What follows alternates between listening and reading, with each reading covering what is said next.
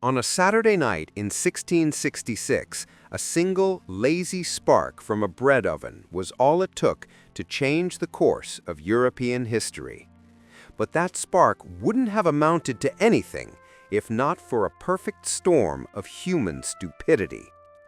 Our story begins, as many great calamities do, with something utterly mundane. Thomas Farriner, the king's baker, had just finished his day's work on Pudding Lane. As was the custom, the oven was stoked, the last loaves baked, and then it was simply left. In the early hours of Sunday, September 2nd, a single spark, a forgotten ember, found its freedom. It landed on a pile of fuel, and in mere moments, Farriner's wooden piggery was ablaze. He, his daughter, and one servant managed to escape out an upstairs window. Tragically, a maid was the fire's first victim, too terrified to follow. But this wasn't just any fire. This was a London fire. For decades, builders had ignored fire safety laws. Houses were predominantly timber-framed, their upper floors jettying out, creating a terrifying tinderbox, where the streets below were literally covered by overhanging wood. One spark, one building, could mean the entire street was doomed. And London was ripe for burning. A scorching 10-month drought had baked the city's timber structures and straw roofs into bone-dry kindling. Every house was a fuel tank waiting for a match. Nature, it seemed, was actively aiding the calamity. A fierce easterly gale, whipping in from the Thames, acted as a giant bellows, fanning the flames from Pudding Lane directly into the heart of the unsuspecting city.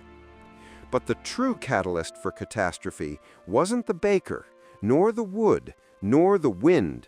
It was the astounding short-sightedness of leadership.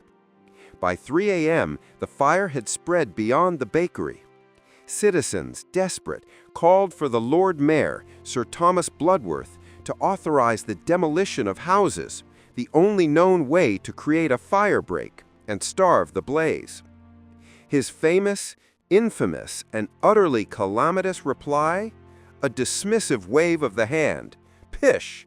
A woman might piss it out. And with that absurd refusal, the fate of London was sealed. The fire, unhindered, began its ravenous march. As dawn broke, it was already a monstrous inferno, leaping from rooftop to rooftop, propelled by the relentless wind. The narrow, twisting lanes of old London, once quaint, were now a death trap. The Thames, which should have been a natural barrier, became another tragic accelerant. The fire raged towards the riverfront, not to be extinguished, but to ignite the vast warehouses lining its banks. These weren't just storage units. They were packed to the rafters with highly flammable goods, oil, spirits, hemp, rope. Each warehouse became a giant torch, sending embers soaring, further spreading the destruction. Amidst the chaos, we have one of history's most vivid eyewitness accounts, that of Samuel Pepys, the famed diarist. As his own home came under threat, his priorities became pragmatic. He famously recorded burying his wine and some other things, and most importantly, his Parmesan cheese, in a pit in his garden, hoping to save them from the flames. By Tuesday, the fire reached the ultimate symbol of London's might, St. Paul's Cathedral. This magnificent stone structure, believed to be impregnable, became another casualty of absurd oversight. Scaffolding, made of wood, had been erected around the building for renovations. The scaffolding, of course, went up in flames. The molten lead from its roof poured into the streets like a scorching river, and shortly after, with a terrifying roar, the great roof collapsed. London's spiritual heart was destroyed, a dramatic turning point in the city's identity. The calamity of leadership finally came to an end. With the fire spiraling out of control, having consumed an area larger than anyone could imagine, it was King Charles II himself who rode into the burning city. He saw the futility of the current efforts and issued a clear, decisive, and desperate order. Demolish houses with gunpowder. Create wide, undeniable fire breaks. It was a radical, almost unthinkable strategy, but it was the only way. Teams were dispatched and houses were blown apart, creating the literal gaps needed to starve the monstrous blaze of its fuel. This was the true turning point. With nothing left to burn in its path, the inferno began to starve. The relentless easterly wind, once the fire's ally, now merely blew sparks into empty spaces. The inferno, once unstoppable, was finally meeting its match. After 4 days of unimaginable devastation, on Thursday, September 6th, the Great Fire of London was officially declared out. A city lay in ruins, but the calamity had finally ended. The numbers were astounding, almost unbelievable. A small fire, ignited by a single spark, had destroyed over 80% of the walled city. More than 13,000 houses, 87 parish churches, and countless public buildings lay in ashes. Yet officially, the death toll was recorded as a ludicrously low 6 to 16 people. A figure so absurd, so clearly impossible given the scale of destruction and the conditions of the time, that it remains one of history's great understatements. The true human cost was undoubtedly in the thousands, incinerated beyond recognition or simply uncounted among the poor. But the calamities weren't over. In the paranoia of 17th century England, a fire started by a common baker couldn't possibly be enough. Within weeks, conspiracy theories spread like the fire itself.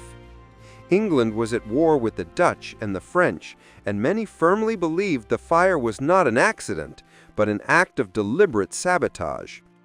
This fear required a scapegoat, and they found one in Robert Hubert, a simple, mentally unstable French watchmaker.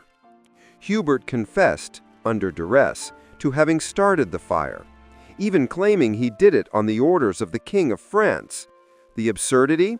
Hubert was proven to not have even been in London when the fire began. Yet such was the public hysteria and the desire to blame a foreign Catholic that he was quickly hanged. His execution serves as a chilling footnote, a secondary calamity where fear and prejudice consumed logic. He was an innocent victim of a city desperately needing someone, anyone, to blame for the devastation. But from this scorched earth arose a strategic opportunity.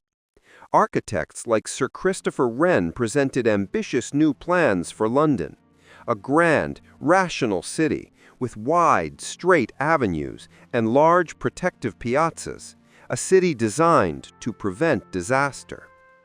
In the end, Parliament rejected the comprehensive plan, mostly due to the sheer chaos of untangling property disputes.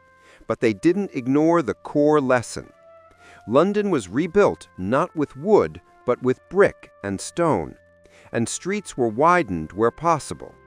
The chaos of the fire led to the strict, successful strategic implementation of the world's first modern building codes.